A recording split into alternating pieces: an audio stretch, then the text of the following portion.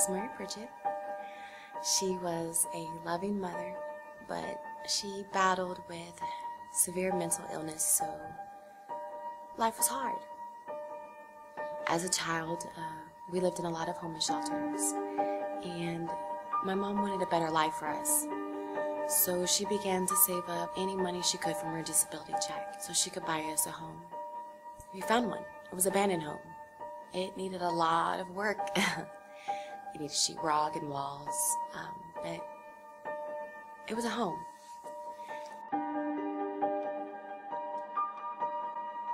Then an unspeakable thing happened. Drug dealers moved in next door, and they made life really hard. They harassed us. They harassed my mother. They threatened us. They poisoned our dogs. And when she began to report what they were doing, they got even more aggressive toward us. So when my mom just felt like our lives were in danger, she just took us and she ran. And we ran for about 5 years. And we traveled state to state. We didn't stop for, longer than 3 months at a time. Most of the time,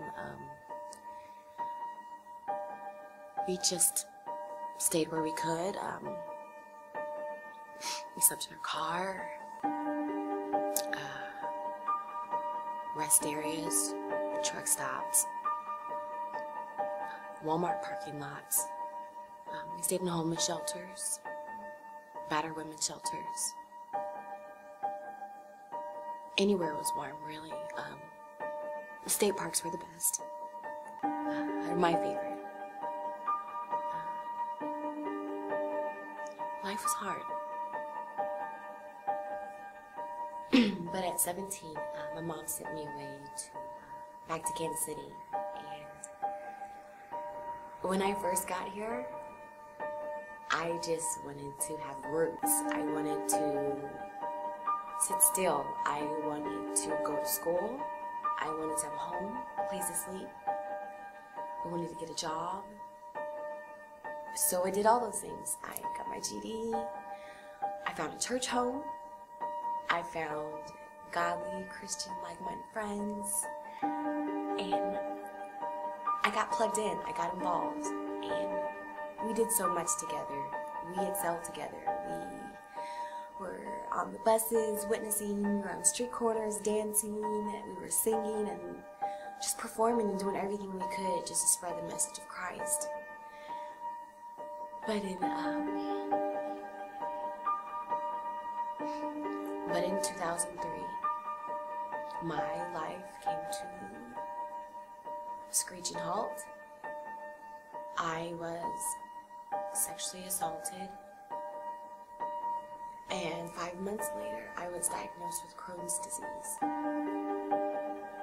And the double impact was devastating.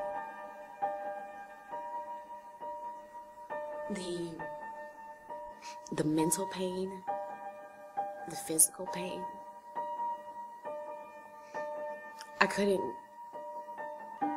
see past it. I couldn't think around it. I couldn't function. I didn't know how to comprehend how to live like this, and I sunk into a dark depression. When I suffered, when my physical health suffered, my ministry suffered.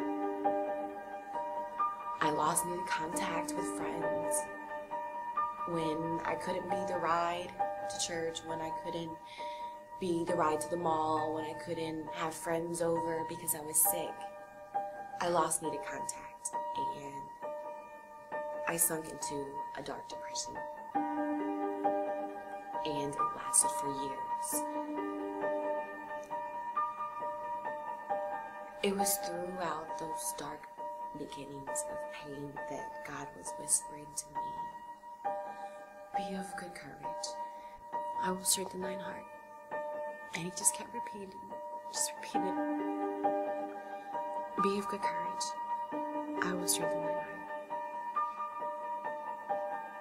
But I didn't understand him.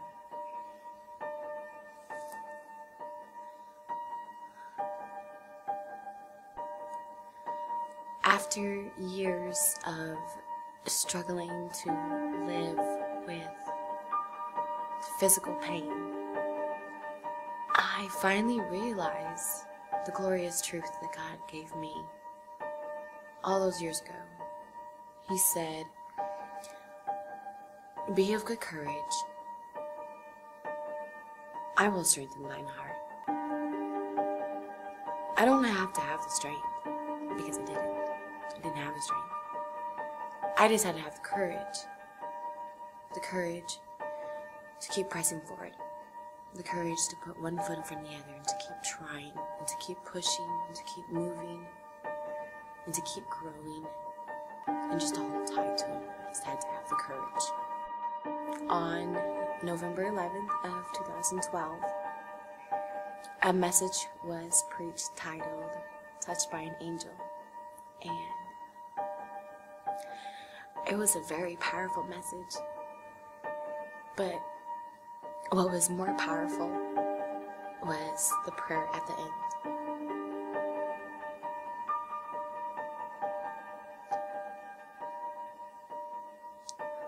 All I know is that before, I felt immense pain, incomprehensible pain. And now, I don't feel the pain anymore.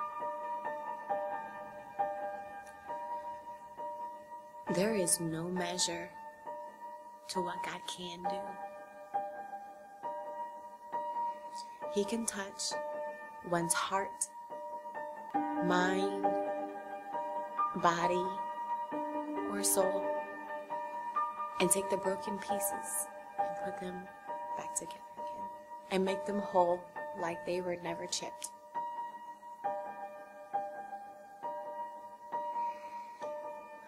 My name is Issa Pritchett, and I am a singer.